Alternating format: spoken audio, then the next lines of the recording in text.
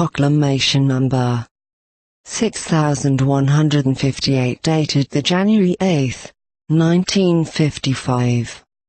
Change of nature only from within. Nothing external has a beneficial effect on your inner life. No formalities can help your soul to mature and lead it to perfection. Your change of nature can only be accomplished from within.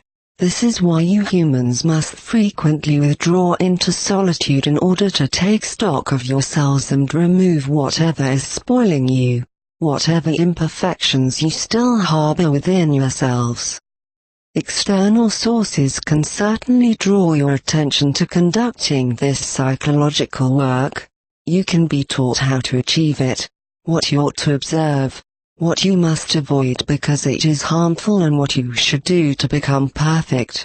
But you must accomplish it yourselves, and only by means of detaching yourselves from everything external, even if you are in the midst of the world and forced to fulfill your duties.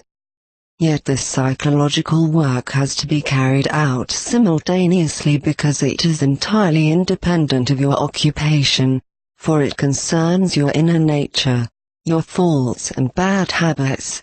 It concerns the human being's inner life, his thinking, volition and conduct, which, even if it is directed in a worldly way, ought to emanate love.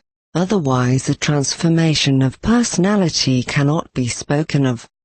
Hence your psychological work has to consist of refining your thinking and inclinations and of directing them towards divine goals. You always have to make an effort to live a life of unselfishness, selflessness, gentleness and patience, of peacefulness. You have to develop all good qualities within yourselves and expel bad thoughts and attributes. And all this requires the sincere will to live correctly before God. It need not become outwardly obvious, that is, it should not be outwardly displayed, yet a life in accordance with God's will also always affects your fellow human beings.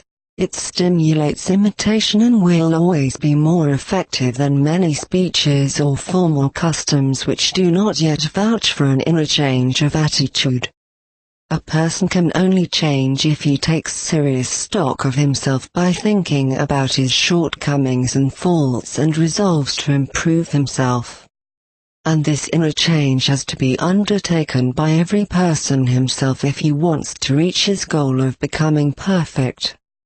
The resolve also has to be followed by the deed, or the will is not in earnest. And from this you can realize again that the attainment of beatitude is not determined by the denomination but only ever by the human being's will to kindle love within himself, which totally transforms him, which turns all bad attributes into good ones, and which therefore is the only means of becoming perfect, but which can be practiced by all people, irrespective of which denomination they belong to. All denominations, however, teach love. This is why all of them can lead to perfection, yet no denomination can guarantee this perfection. Only the human being can achieve it by the serious work of improving himself. Amen.